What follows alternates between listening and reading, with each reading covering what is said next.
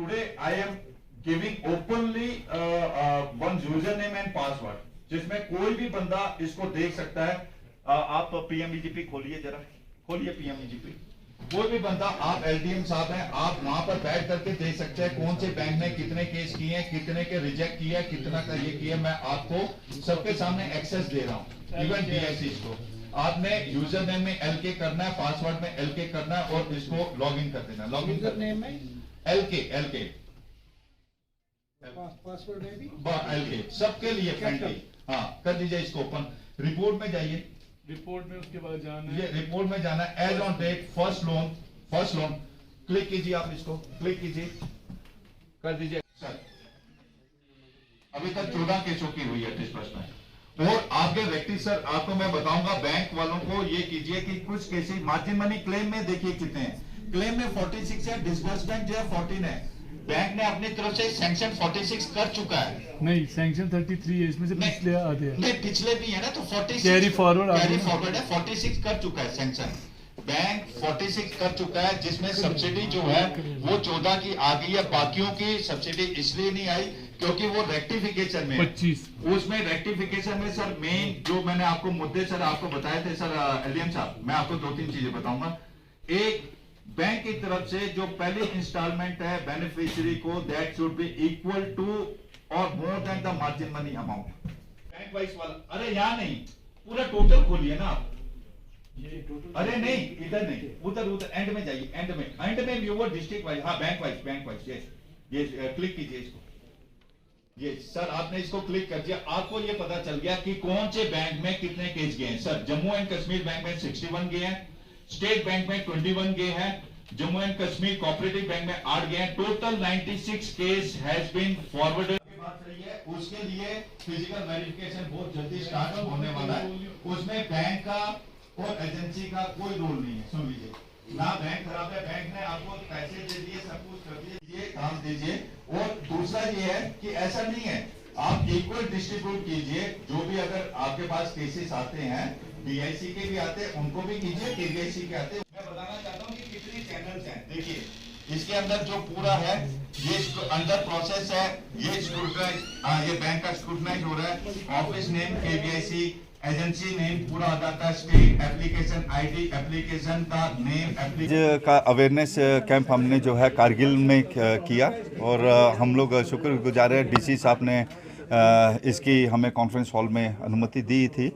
Main ये था कि कई लोगों को अवेयरनेस था सेकंड जनरेशन के बारे में, वो पूछना चाहते थे कि हम किस तरह से सेकंड लोन ले सकते हैं।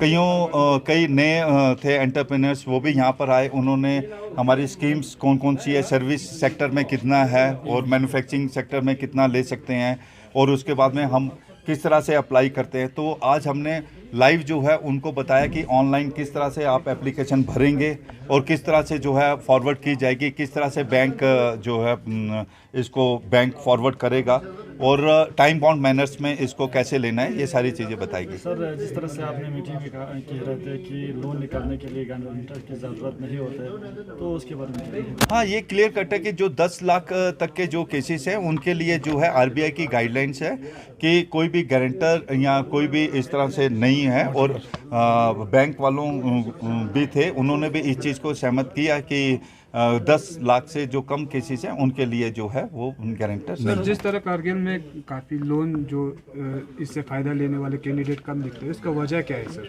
नहीं, ऐसा मैं आपको बताना चाहूँगा कि कारगिल में बहुत ज़्यादा जो केसेस हो रहे हैं और हमने जो है पीएमईजीपी के तहत में हमने पिछले साल 275 से ज़्यादा केसेस जो है हुए थे और इस बार ही हम एक्सपेक्ट कर रहे हैं कि हम लोग जो है 300 साढ़े मैंने कि 400 तक जो है केसेस जो यूनिट्स हमारी होंगे।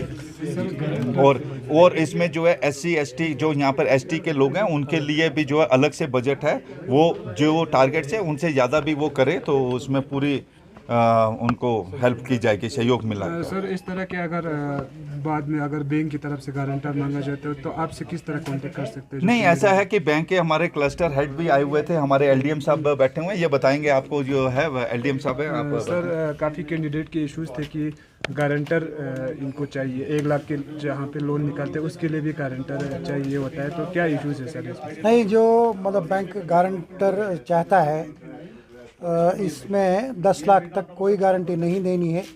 अगर कोई कैंडिडेट ये मतलब कंप्लेंट लेके सीधा एलडीएम ऑफिस आ जाए, उसमें बैंक मैनेजर का नाम बताए, बैंक जो है ये एरिया जो है डिस्ट्रिक्ट हेड का नाम बताएं, तो हम उसको टेकअप करेंगे मैटर को बैंक वालों के साथ। तो ऐसा नहीं होना चाहिए। जो है जो आरबीआई गाइडलाइंस है, आरबीआई गाइडलाइंस के मुताबिक ही जो है बैंक वो कर सकता है। जिसके लिए गारंटी है उसको गारंटी लेना है, जिसके लिए नहीं है उसके लिए नहीं लेना है। सर अभी पीएमईजीपी या केवीआईसी बहुत सारे लोगों ने केस फाइल किया, इसके बावजूद भी उनका जो सब्सिडी कंपोनेंट अभी तक रिलीज नहीं हो पा रहा है। 3-4 साल से अभी पेंडिंग है। 3-4 साल से तो नहीं है। एडजस्टमेंट की आप बात कर रहे हैं, वह बिल्कुल सही आप कह रहे हैं। ऐसा है कि हमने फिजिकल वेरिफिकेशन, आपको पता है कि की जो जोग्राफिकल कंडीशन कैसी है, क्योंकि 6 महीने ही यहाँ पर जो 6-7 महीने ही चलता है, बाकी महीने जो है काम नहीं होता है। तो हमारी जो आउटसोर्स एजेंसी है उसने जो है 2017-18 तक का जो है जियो टैगिंग कर ली हुई है, और 2019-18-19 के बाद की जियो टैगिंग बहुत जल्दी स्टार्ट होने वाली है।